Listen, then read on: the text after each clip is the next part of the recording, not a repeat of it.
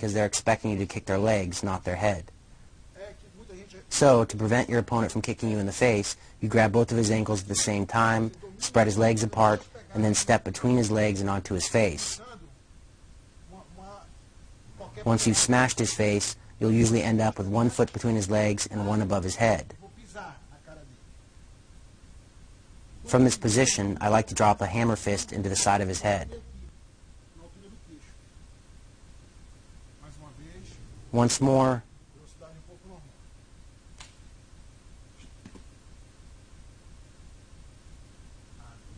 Now from a different angle.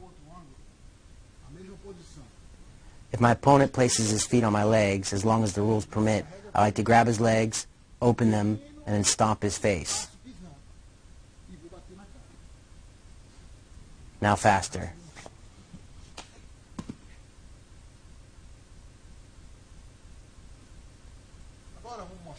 Now I demonstrate how to land a flying punch on a downed opponent. Because you're jumping over the top of your opponent's legs, it can be difficult for him to defend against the technique. If his legs are up, I will either support myself on his knee or on his stomach as I go over. Both work. I will first do it slow.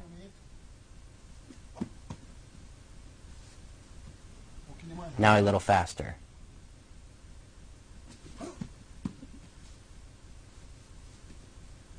I can land either in or out of my opponent's guard. Either way works. Obviously, passing his guard leaves you in a more dominant position. Slow movement. Now a little faster.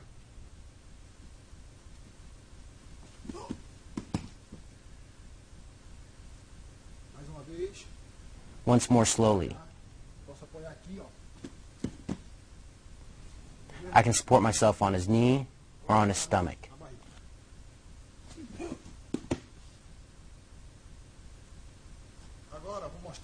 Now I will show you a technique for passing the guard of a downed opponent. If I feel I am better on the ground than my opponent, I might use this technique to pass his guard rather than use one of the previous striking techniques. I have my base here, and my opponent wants to pull me into his guard as I go down. So, as I go down, I grab his ankle and force his leg between my legs. If I can pass over his leg, then I reach side control. But if your opponent is game, most of the time you will not be able to immediately pass his guard. In such a case, I will push on his knee here, and then pass my far leg over his leg and reach side control.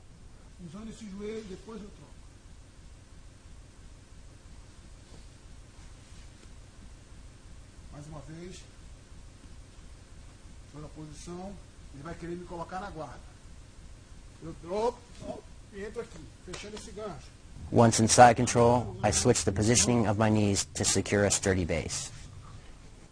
One more time. My opponent wants to put me in his guard as I go down.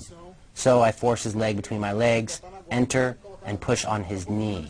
Next, I straighten my far leg, step over his leg, and reach side control. Once in side control, I switch the positioning of my knees. One more time. I am in the standing position, and my opponent wants to pull me into his guard as I come down. I go to his guard, but I drive his leg between my legs. Pushing on his knee, I extend my far leg, step over his leg, and reach side control. I go to the guard, and then I pass into side control.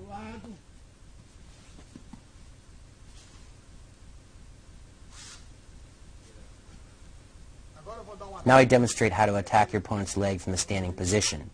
If you don't do everything perfect, there is a chance that your opponent will escape and assume the top position. So normally I will use this technique in the last seconds of a round because there is less risk. To execute the technique, I'll grab my opponent's leg and secure it in my armpit. Next, I drive my left knee between my opponent's legs. Before I attempt to finish the submission, I place my right foot on my opponent's stomach to prevent him from coming up. If you allow your opponent to come up, he will escape the submission and possibly obtain a dominant position. Once you drop back, it is possible to finish the submission without turning, but normally I will rotate my upper body and turn my head to put more pressure on my opponent's leg. If you have this submission locked tight, your opponent will tap. Once more.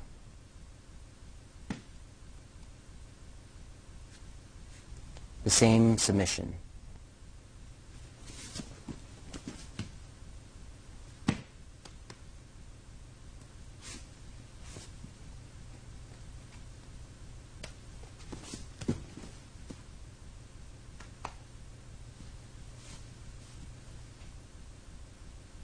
Now I will spar with my brother using the techniques I just showed.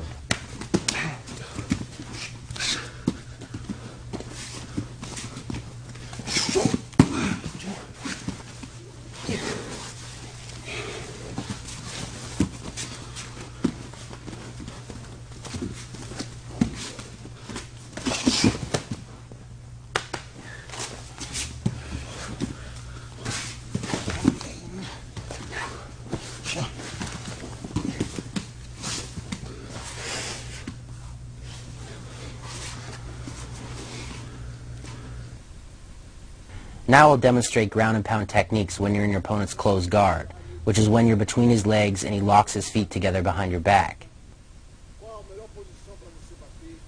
A lot of times when you're in this position, your opponent will latch onto your hands to prevent you from striking. You have many options for breaking his grips.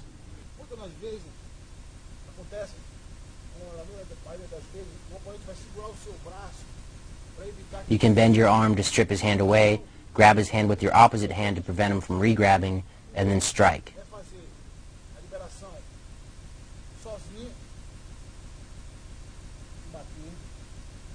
You can also latch onto his hand and strip his grip away. There are millions of ways. Escape and then hit. But with each technique, you want to keep your opponent's back pinned to the mat to prevent him from sitting up into you. If he sits up, it will be a lot harder to strike him.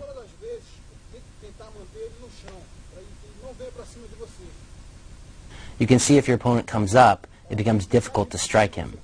To prevent this from happening, I always put my hands on my opponent and press down into him to keep his back pinned. You always want to secure your opponent so he doesn't come up. Even though positioning your arms in this fashion allows your opponent to set up a sweep, he can just as easily sweep you if you allow him to come up. So the most important part is to keep your opponent pinned to the floor. Control his arms and then hit. If he secures your hand or wrist, pull out, grab his hand, and then hit.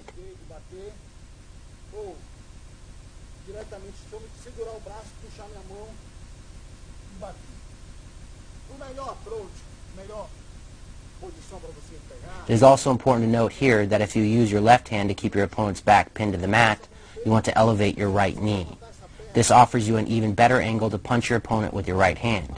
It also increases the power behind your strike. From here I have a great angle to punch my opponent. I can put my entire body into the punch. Even when you are unable to break your opponent's grips on your wrist, you still have an option to strike him. By rotating your arm above the arm your opponent is using to grab, you can land a nice elbow to his face. It is an excellent way to strike him even when he has your arms under control.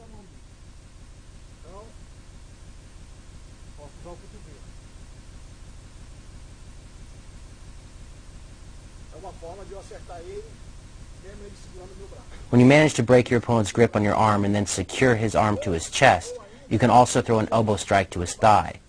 You can go high to his face or you can go low to his thigh. Just like it is when you are standing, going low is a good tactic for setting up a high strike.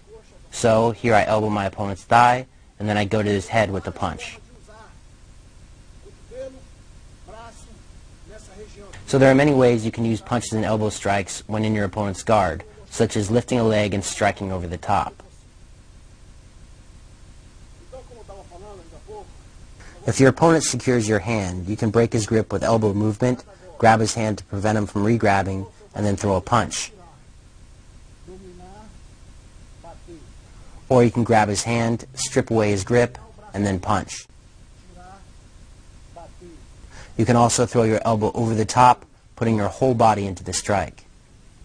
You can also elbow your opponent's thigh to set up a punch to his head. Remember, hitting low will draw your opponent's focus low, allowing you to go high with your next strike. The thigh, the head.